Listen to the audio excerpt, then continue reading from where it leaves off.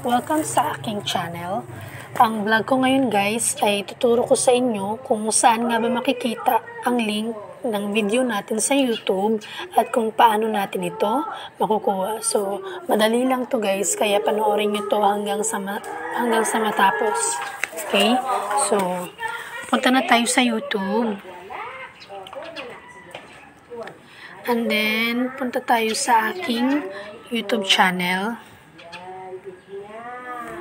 Punta tayo sa aking profile picture. And then, click nyo yung your channel. And then, halimbawa itong nasa una. Yan, i-click natin yan. Yan yung video na kukunin natin yung link. Ayan. Ayan. So, pagka-click nyo ng video, yung next na i-click nyo ay itong share.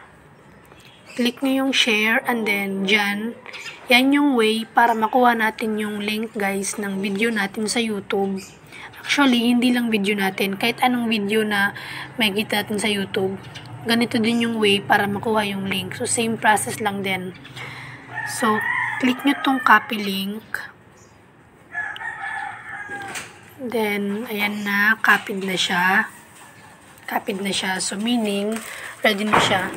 Ready na siya i-paste kung saan mang social media sites nyo siya gustong i-paste. Kasi it is one way of promoting our YouTube channel. And kung ibang video naman yung i-share nyo, ay it is one way of parang, syempre parang marami pang makakita ng video na yun. Siguro for education and other purposes. Ayan. So, ayun, na-copy link na natin. And then, pwede natin siyang i-paste kahit saan. Kahit sa Messenger. Pwede nyo i-paste sa mga kaibigan nyo. Ayan. Sa mga kaibigan nyo. Sa mga ka-group chat nyo. Ayan. So, it is one way of promoting din. And then, pwede nyo ding i-post sa inyong social media sites sa Facebook. So, halimbawa, punta tayo sa Facebook, sa timeline ko. And then, dito sa box, sa blank dyan, pwede nyo i-paste yung video na yung YouTube channel. And then, pwede nyo yung lagyan dito ng pa-view naman po, ganyan. Pa-view naman po ng bagong video ko, yan. So, kayo na lang bahala, guys, kung yung lalagay nyo, okay?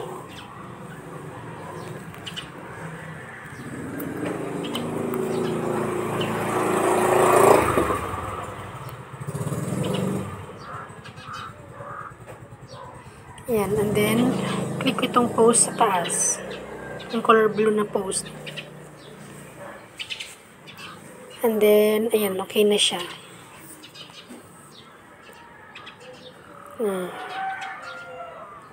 Ayan. So, kung makikita nyo, diba, link lang yung kinopy natin.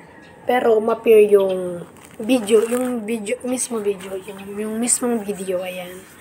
Pati yung thumbnail, yung title, yung description, ang ma-appear siya dito. Kasi nga, connected naman sila lahat. So, ganun lang kadali guys, kunin yung link ng isang video sa YouTube at kung paano ito natin makikita. So, ayan, nakita na natin yung link ng video na yon. Ayan. So, nasa sayo yan. Pwede nyo siyang tandaan guys. Pwede nyo isulat. Halimbawa, may mga ginagawa kayo, nag-ano kayo ng mga link, nagka-copy at nagpipaste. So, pwede nyo isulat yung last part para di kayo malito. So, ganun lang guys, kadali. Makita yung link ng video sa YouTube. At kung paano ito makuha. Madali lang naman, diba guys? So, ayun lang guys. Thank you for watching.